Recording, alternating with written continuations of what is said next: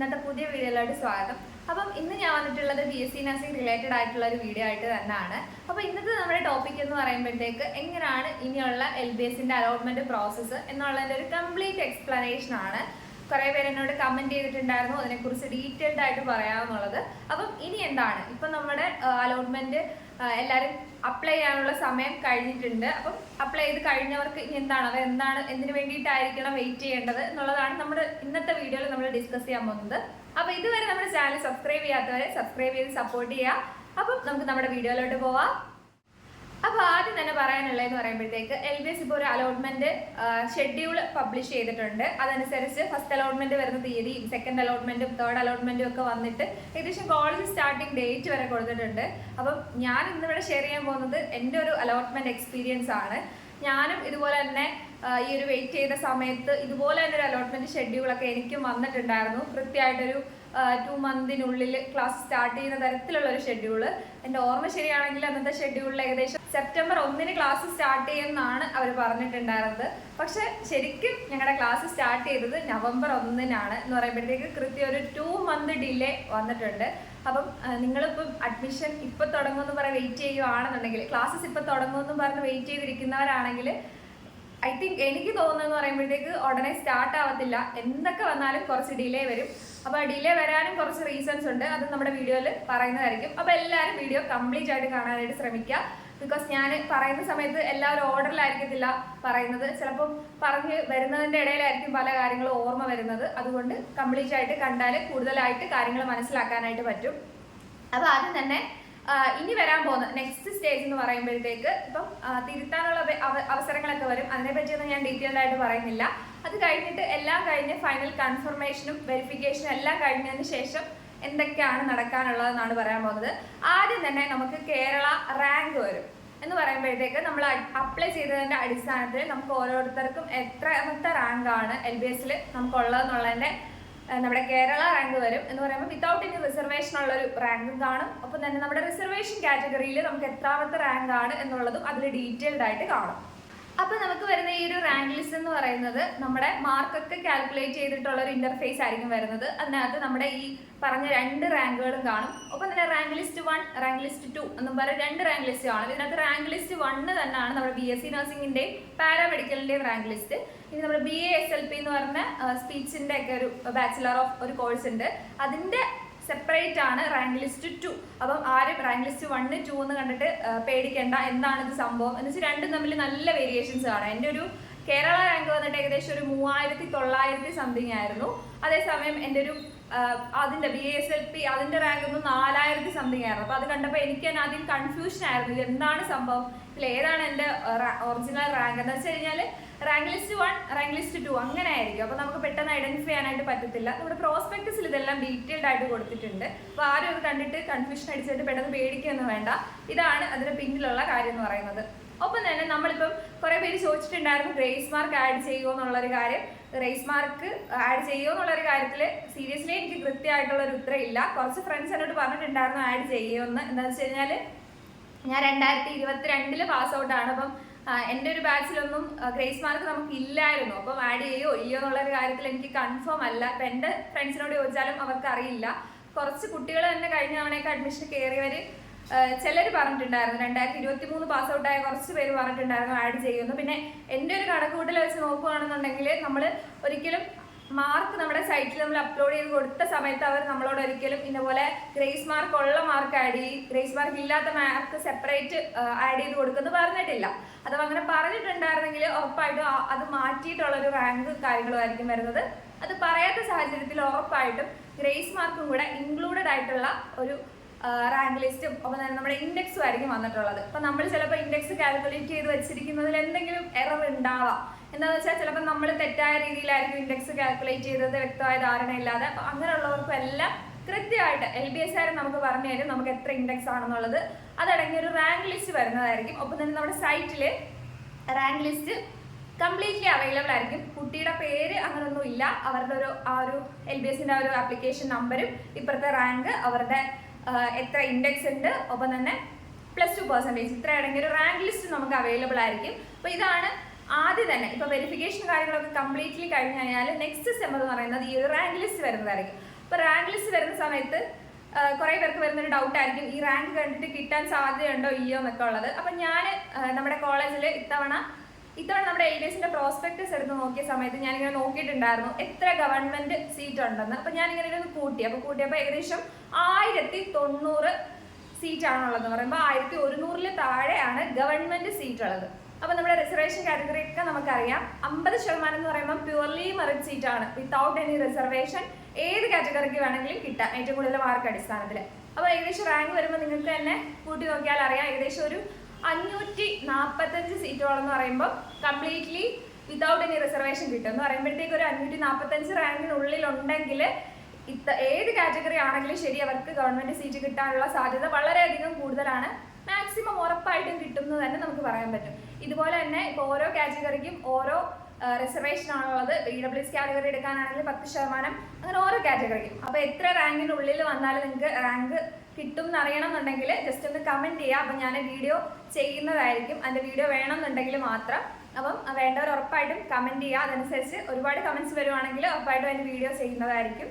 അപ്പം ഞാൻ എക്സാമ്പിൾ പറഞ്ഞതാണ്. ഇപ്പം അതുപോലെ ഓരോ കാറ്റഗറിക്കും ഇതുപോലെ പറയാനായിട്ട് പറ്റും. അതനുസരിച്ച് നമുക്ക് ഒരു ഗവൺമെൻറ് കോളേജ് മാത്രം വെക്കണമെന്നൊക്കെ ചെറിയ രീതിയിൽ നമുക്ക് ഉറപ്പായിട്ടും ഡിസൈഡ് ചെയ്യാൻ പറ്റിയ ഒരു ഗുഡ് ഓപ്പർച്യൂണിറ്റി ആണ്. അപ്പോൾ ഇതാണ് അതിനെപ്പറ്റി പറയാനുള്ളത്.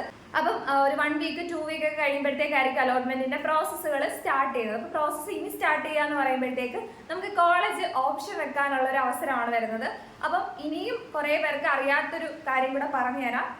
നമുക്ക് മെയിൻ ആയിട്ടുള്ള അലോട്ട്മെന്റ്സ് എന്ന് പറയുന്നത് അലോട്ട്മെന്റ് 1, അലോട്ട്മെന്റ് 2 ആൻഡ് അലോട്ട്മെന്റ് 3. ഈ 3 അലോട്ട്മെന്റും വരുന്ന സമയത്ത് നമ്മൾ ഒരു കാരണവശാലും ഫസ്റ്റ് അലോട്ട്മെന്റിലും സെക്കൻഡ് അലോട്ട്മെന്റിലും കോളേജിൽ പോയി ജോയിൻ ചെയ്യേണ്ട കാര്യമില്ല എന്ന് പറയുമ്പോഴത്തേക്ക് ഒരു എക്സാമ്പിൾ പറയാം. ഫസ്റ്റ് അലോട്ട്മെന്റിൽ എനിക്കിപ്പം ട്രിവാൻഡ്രം നഴ്സിംഗ് കോളേജിൽ അഡ്മിഷൻ കിട്ടി.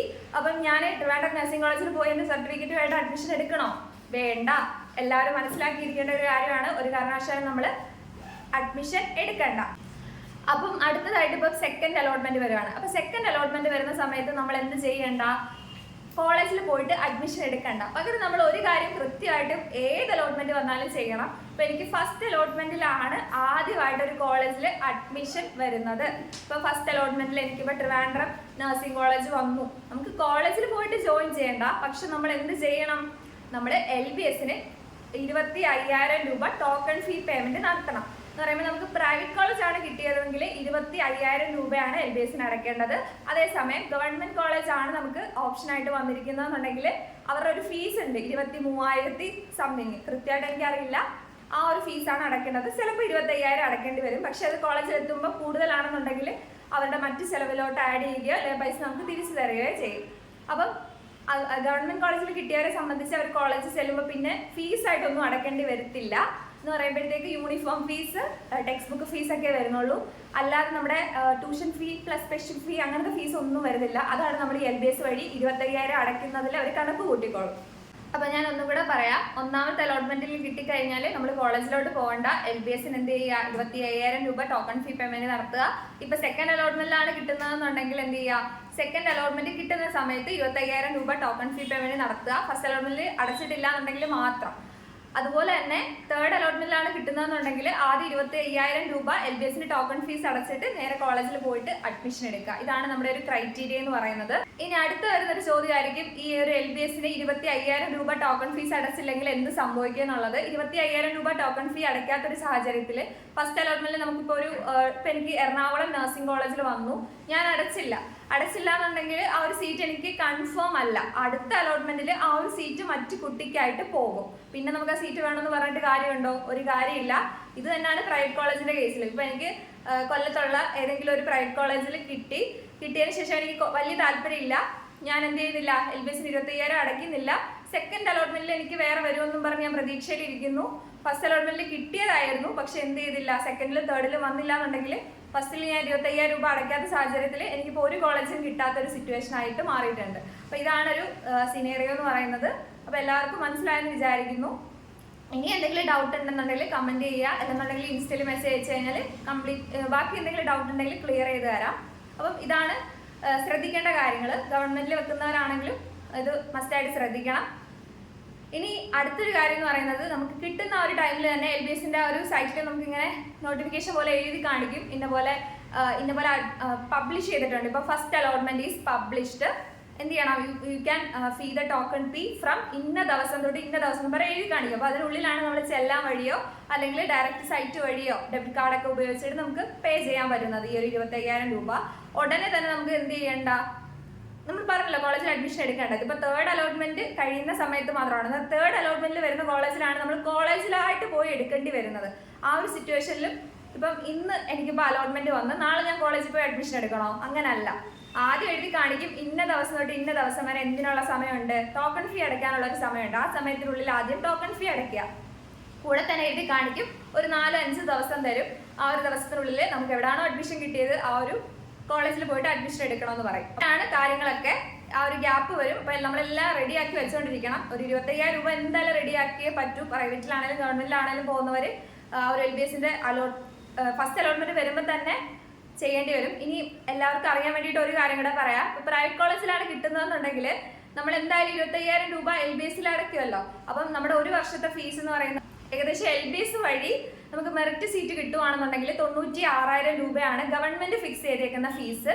അപ്പം ആ ഒരു ഫീസിൽ നിന്ന് 25,000 രൂപ നമ്മൾ LBSന് അടച്ചത് കൊണ്ട് അതിന്റെ ബാലൻസ് മാത്രമാണ് നമ്മൾ പോയി അഡ്മിഷൻ എടുക്കുന്ന കോളേജിൽ കൊടുക്കേണ്ടത്. അത് കൂടാതെ തന്നെ ഓരോ കോളേജിലും ഡിപ്പെൻസ്, ചിലപ്പോൾ അവരപ്പം തന്നെ യൂണിഫോമിന്റെ ഫീസ്, ടെക്സ്റ്റ് ബുക്കിന്റെ ഫീസ്, കോഷൻ ഡിപ്പോസിറ്റ് അങ്ങനെ പൈസകൾ മേടിക്കാൻ സാധ്യതയുണ്ട്.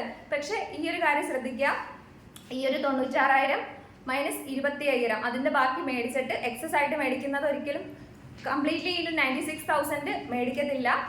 ആ ഒരു അടുത്ത് വരാം. പക്ഷെ 25,000 രൂപ നമ്മൾ നഷ്ടപ്പെട്ടെന്നോ അല്ലെങ്കിൽ എന്തിനാ ഞാൻ LBSന് കൊടുക്കുന്നതെന്നൊന്നും വിചാരിക്കേണ്ട. നമ്മുടെ ഫസ്റ്റ് ഇയർ ഫീസിൽ അത് കുറയ്ക്കുന്നതാണ്. അതാണ് ഒരു മെയിൻ ആയിട്ടുള്ളൊരു കാര്യം എന്ന് പറയുന്നത്. അതേസമയം ഗവൺമെന്റിലാണ് കിട്ടുന്നതെങ്കിൽ ഞാൻ മുന്നേ തന്നെ പറഞ്ഞിട്ടുണ്ടായിരുന്നു, ആ ഒരു 25,000 രൂപ എന്ന് പറയുന്നത് അവരുടെ ഫസ്റ്റ് ഇയർ ഫീസ് തന്നെയാണ്. അത്രയും രൂപ അവർക്കുള്ളൂ. ഗവൺമെന്റിലാണ് അഡ്മിഷൻ കിട്ടിയത്. അപ്പോൾ ആ ഒരു കാര്യം ഓർമ്മയിലിരിക്കട്ടെ, ഉറപ്പായിട്ട് യൂസ്ഫുൾ ആവും.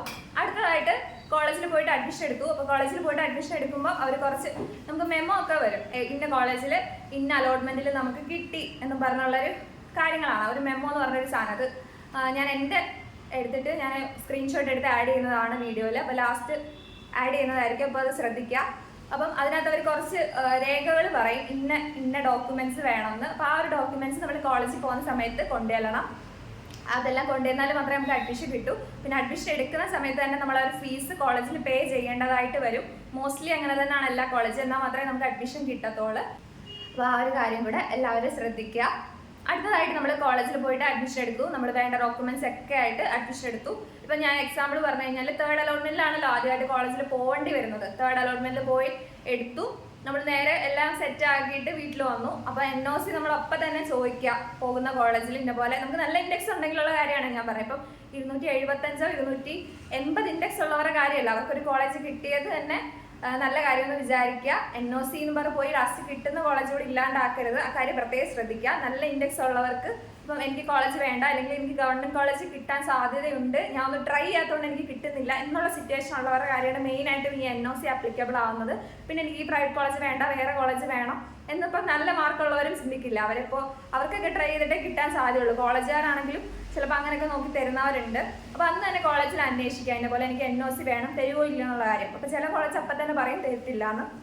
അപ്പോൾ പിന്നെ നമുക്കൊന്നും ചെയ്യാനില്ല, അവിടുന്ന് NOCയുടെ കാര്യങ്ങളൊന്നും ചെയ്യാനില്ല. അടുത്തതായിട്ട് ചില കോളേജ് തരും എന്ന് പറയും. അപ്പോൾ എന്ത് ചെയ്യുക, അവർ തന്നെ മിക്കവാറും പറയും ഒരു റിക്വസ്റ്റ് എഴുതി കൊടുക്കാൻ, ഇന്ന് നമ്മുടെ പേരും ബാക്കിയുള്ള ഡീറ്റെയിൽസ് എല്ലാം വെച്ചിട്ട്. അപ്പം അതവിടെ എഴുതി കൊടുക്കുക. പിന്നെ എപ്പോഴാണ് നമുക്ക് അടുത്ത ഒരു അലോട്ട്മെന്റ് വരുന്നത് ആ സമയത്ത് കോളേജിനെ കോൺടാക്ട് ചെയ്യുകയോ അല്ലെങ്കിൽ മെയിൽ അയക്കുകയോ ഒക്കെ ചെയ്യുക. അപ്പോൾ അതനുസരിച്ച് അവർ ഒന്നെങ്കിൽ അപ്രൂവ് ചെയ്ത് വിടും, അല്ലെന്നുണ്ടെങ്കിൽ നമുക്ക് NOC PDF ആയിട്ട് അയച്ചു തരും. അത് നമ്മൾ അപ്ലോഡ് ചെയ്യണം. ഓക്കെ, ഇതാണൊരു കാര്യങ്ങൾ. അടുത്തതായിട്ട് ഇപ്പം തേർഡ് അലോട്ട്മെന്റ് കഴിഞ്ഞു. എനിക്കിപ്പോൾ തേർഡ് അലോട്ട്മെന്റിൽ ഏതെങ്കിലും ഒരു കോളേജിൽ കിട്ടി, ഞാൻ ജോയിൻ ചെയ്തു. ഫോർത്ത് അലോട്ട്മെന്റ് അടുത്തതായിട്ട് നടക്കുന്നത് ഫോർത്ത് അലോട്ട്മെന്റ് ആയിരിക്കും. ഫോർത്ത് അലോട്ട്മെന്റ് ആകുമ്പോൾ ഏകദേശം ഒരു ഫസ്റ്റ് 3 അലോട്ട്മെന്റ്സ് കഴിയുമ്പോഴത്തേക്ക് ഓൾമോസ്റ്റ് എല്ലാ സീറ്റ്സും ഫില്ലാവും. പിന്നെ ഒരു റിലേഷൻ വരുന്നതെന്ന് പറയുമ്പോഴത്തേക്ക് സീറ്റുകൾ പിന്നെ വരാം. എങ്ങനെയൊക്കെ വരാമെന്ന് ചോദിച്ചു കഴിഞ്ഞാൽ ഒരു കാര്യം എന്ന് പറയുന്നത് അപ്പുറത്ത് വേറെയും ഒരുപാട് കോഴ്സിന്റെ അഡ്മിഷൻസ് നടക്കുന്നതേ ഉണ്ടാകത്തുള്ളൂ. ചിലപ്പോൾ നമ്മുടെ ഈ ആയുർവേദം, ഹോമിയോ, MBBS, BDSന്റെ ഒക്കെ അഡ്മിഷൻസ് സ്റ്റാർട്ട് ആയിട്ട് ഉണ്ടാവും. അപ്പം ആ ഒരു അലോട്ട്മെന്റ് കിട്ടുന്ന സമയത്ത് കുറേ കുട്ടികൾ അങ്ങോട്ട് പോകും. അപ്പം അതിനെപ്പറ്റി കുറച്ച് ഡീറ്റെയിൽ ആയിട്ട് പറയാനുണ്ട്. അത് ഞാൻ മറ്റൊരു വീഡിയോ ആയിട്ട് ചെയ്യാനാണ് പ്ലാൻ ചെയ്തിരിക്കുന്നത്. അപ്പോൾ അതിൽ ഡീറ്റെയിൽ ആയിട്ട് പറയുന്നതായിരിക്കും. ഇപ്പം ഞാൻ അലോട്ട്മെന്റിൽ പങ്കെടുത്ത സമയത്തായിരിക്കും ഒരു 5th 6th അലോട്ട്മെന്റ് ഒക്കെ ആയപ്പോഴത്തേക്ക് കുറേ സീറ്റ് ഇടയ്ക്കൂടെ പെട്ടെന്ന് വേക്കൻസി വന്നായിരുന്നു. പക്ഷെ ഞാൻ എക്സ്പെക്ട് ചെയ്തിരുന്നതാണ് എന്താണെന്ന് വെച്ച് കഴിഞ്ഞാൽ ആ ഒരു സമയത്താണ് ഒരു നീറ്റിൻ്റെ കേരള അലൈഡ് കോഴ്സിൻ്റെ ഒക്കെ ഒരു അഡ്മിഷൻ വന്നത്. അപ്പോൾ കുറേ പേര് ഇതിന് കിട്ടുമോ ഇല്ലയോ എന്നുള്ള ഒരു പേടി കാരണം കുറേ പേര് ഓൾറെഡി നഴ്സിംഗിന് അഡ്മിഷൻ എടുത്ത് വെച്ചേക്കും. അപ്പോൾ അത് കിട്ടുമ്പോഴത്തേക്ക് കുറേ പേര് അങ്ങോട്ട് പോകും. അങ്ങനെ കുറേ സംഭവങ്ങളൊക്കെ ഉണ്ട്. അപ്പോൾ എല്ലാവരും അത് ശ്രദ്ധിച്ചിരിക്കുക. അപ്പം അടുത്ത അലോട്ട്മെന്റ് എന്ന് പറയുമ്പോൾ ഒരുപാട് വൈകത്തൊന്നുമില്ല, ഉടനെ തന്നെ നോട്ടിഫിക്കേഷൻ LBSന്റെ സൈറ്റിൽ വരും. ഇതുപോലെ 4th അലോട്ട്മെന്റ്, സ്പെഷ്യൽ അലോട്ട്മെന്റ് ഒന്നും പറയുന്നില്ല. സാധാ രീതിയിൽ സ്പെഷ്യൽ അലോട്ട്മെന്റ് എന്ന് പറയുകയാണെന്നുണ്ടെങ്കിൽ അത് എല്ലാ കാറ്റഗറിക്കാർക്കും പങ്കെടുക്കാൻ പറ്റും. പക്ഷേ അതിനകത്ത് അവർ എടുത്തു പറയുന്നുണ്ടായിരിക്കും NOC ഈസ് റിക്വയർഡ് എന്ന്.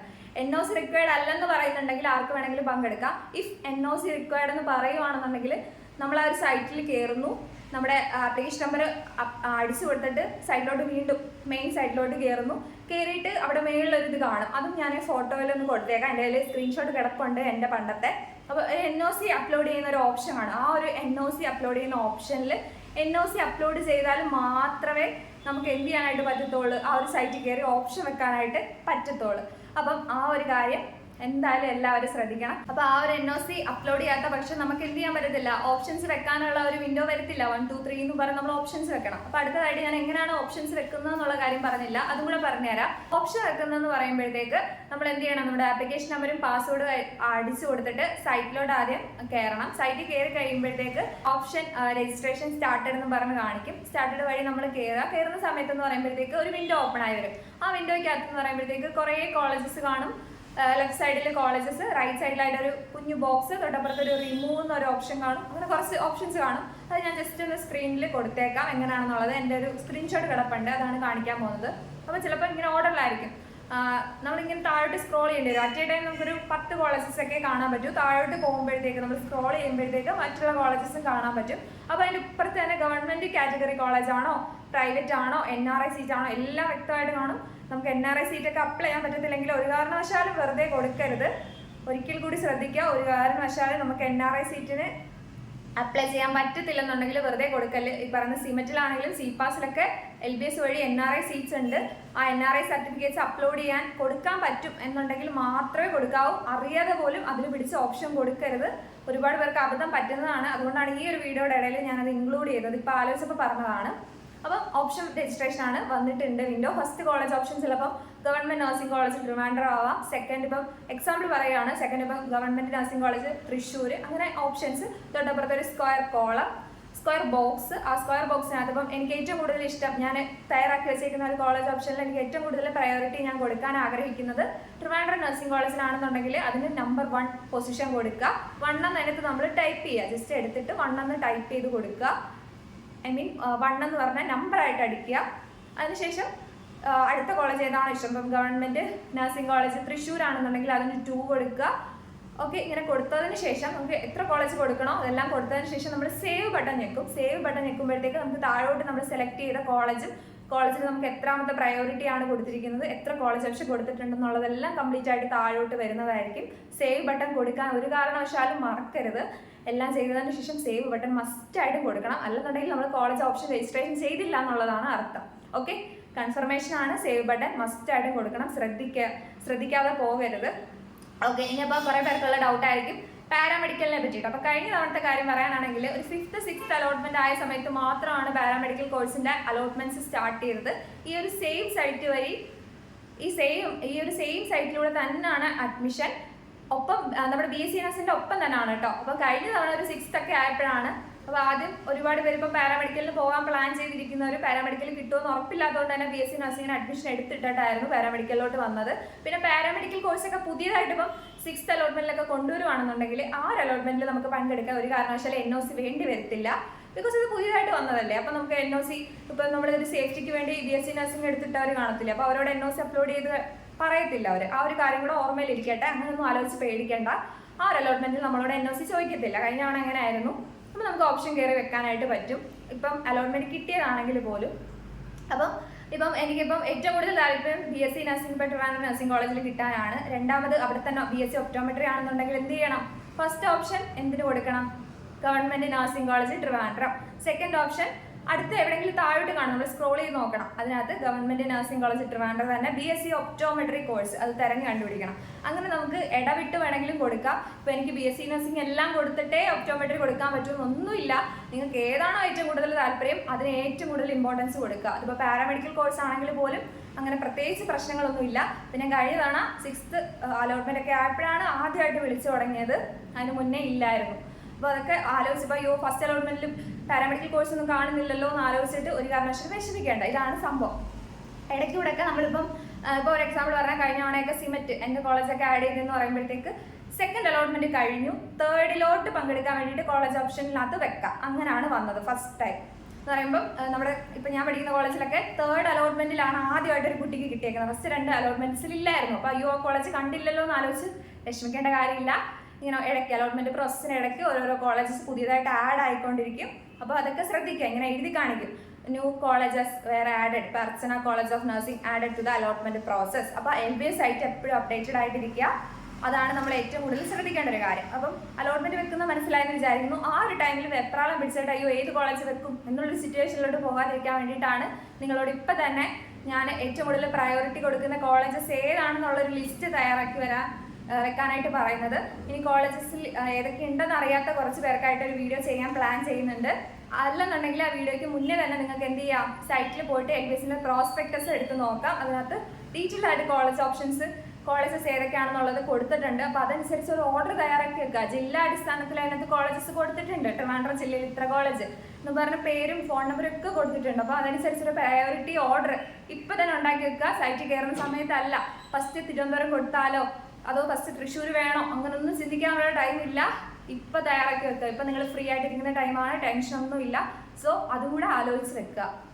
അപ്പോൾ ഞാൻ ഓൾമോസ്റ്റ് അലോട്ട്മെന്റ് എങ്ങനെയാണ് വെക്കുന്നത് എന്നുള്ള കാര്യം പറഞ്ഞു തന്നിട്ടുണ്ട്. അപ്പോൾ ഓൾമോസ്റ്റ് അലോട്ട്മെന്റ് പ്രോസസ്സിന്റെ കുറേ കാര്യങ്ങൾ പറഞ്ഞിട്ടുണ്ട്. ഇനി നമ്മൾ അടുത്തൊരു കാര്യം, 3 അലോട്ട്മെന്റ്സ് കഴിയുമ്പം ക്ലാസ്സസ് സ്റ്റാർട്ട് ആവുമെന്നാണ് നമ്മുടെ ഈ ഒരു ഇപ്പോൾ പുതിയതായിട്ട് വന്നിരിക്കുന്ന ഒരു നോട്ടിഫിക്കേഷനിൽ LBS പറഞ്ഞിട്ടുള്ളത്. പക്ഷെ കഴിഞ്ഞ വർഷത്തെ കാര്യം നോക്കാനാണെങ്കിൽ ഒരു 14 അലോട്ട്മെന്റ് മൊത്തം 18 അലോട്ട്മെന്റ് ഉണ്ടായിരുന്നു. അതിനകത്ത് 14 അലോട്ട്മെന്റ് കഴിഞ്ഞിട്ട് 2 ദിവസത്തിന് ശേഷമാണ് ക്ലാസ്സസ് സ്റ്റാർട്ട് ആയത്. അപ്പം ഈ വർഷം ഇത് അതുപോലെ തന്നെ നടക്കുമെന്നൊക്കെ ചോദിച്ചു കഴിഞ്ഞാൽ നമുക്ക് ഒരിക്കലും പറയാൻ പറ്റത്തില്ല. എന്നിരുന്നാൽ പോലും സാധ്യതകൾ ഇല്ലാതില്ല. എന്തുകൊണ്ടാണെന്നുള്ളത് ഞാൻ പറഞ്ഞില്ല. ഈ പറയുന്ന നീറ്റ് പോലുള്ള കോമ്പറ്റേറ്റീവ് എക്സാംസിന്റെ ഒക്കെ ഒരു അലോട്ട്മെന്റ് ഒക്കെ നടന്നു വരുത്തതേ ഉള്ളൂ. അപ്പം കുറെ കുട്ടികൾ അങ്ങോട്ട് പോകും, കുറെ കുട്ടികൾ ഇങ്ങോട്ട് വരും, അങ്ങനെ എല്ലാം ആയിട്ട് മിക്സ് ആയിട്ട് അങ്ങനെ ഒരു പ്രശ്നം വരും. അപ്പം 3 അലോട്ട്മെന്റ് ഒക്കെ കഴിഞ്ഞിട്ട് ക്ലാസ് സ്റ്റാർട്ട് ചെയ്യാനുള്ളൊരു സാധ്യത വളരെ കുറവാണ്.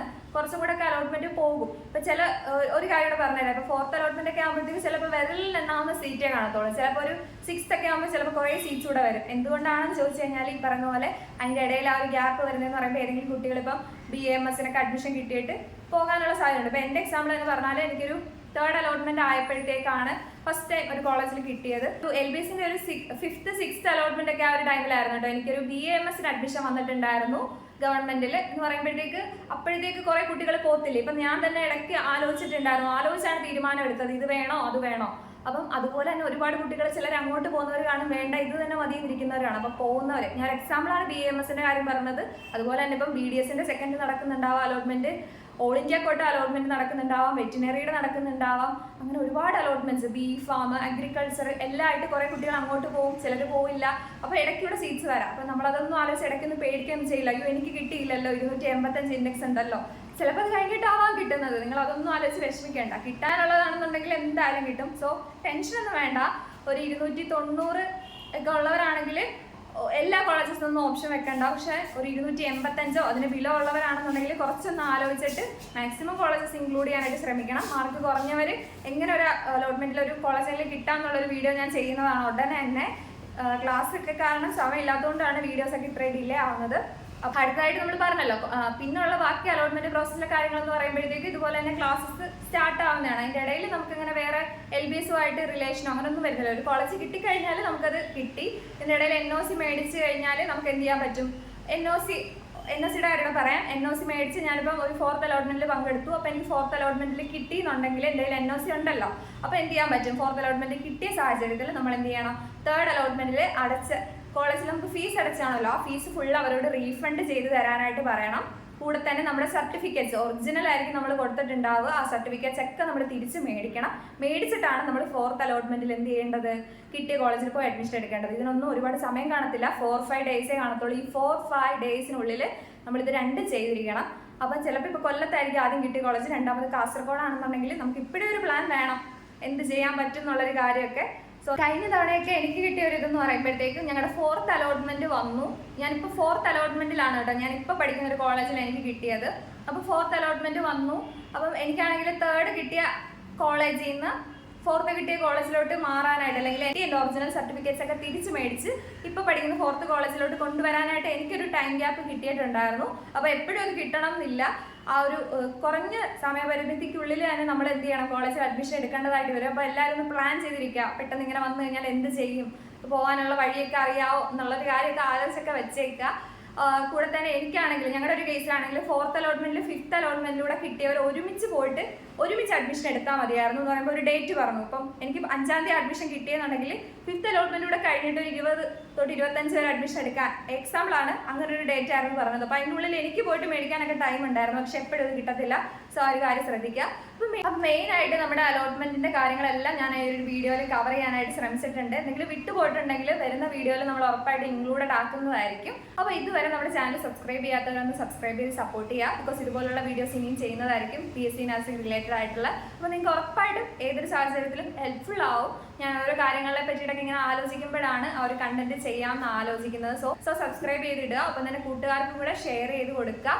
അപ്പം ഏതെങ്കിലും ഒരു കാര്യത്തിനെ പറ്റിയിട്ട് വീഡിയോ ചെയ്യണം എന്നുണ്ടെങ്കിൽ അതും പ്രത്യേകം മെൻഷൻ ചെയ്ത് കമൻറ്റ് ചെയ്യുക. കൂടുതലായിട്ട് ഡീറ്റെയിൽഡ് ആയിട്ട് അറിയണം എന്നുണ്ടെങ്കിൽ നമ്മുടെ ഇൻസ്റ്റഗ്രാമിൽ മെസ്സേജ് അയക്കാവുന്നതാണ്. ഇപ്പോൾ ഈ ഒരു വീക്ക് എനിക്കിപ്പോൾ സെഷണൽ എക്സാംസ് നടന്നുകൊണ്ടിരിക്കുകയാണ്, അതുകൊണ്ട് കുറച്ച് ബിസിയാണ്.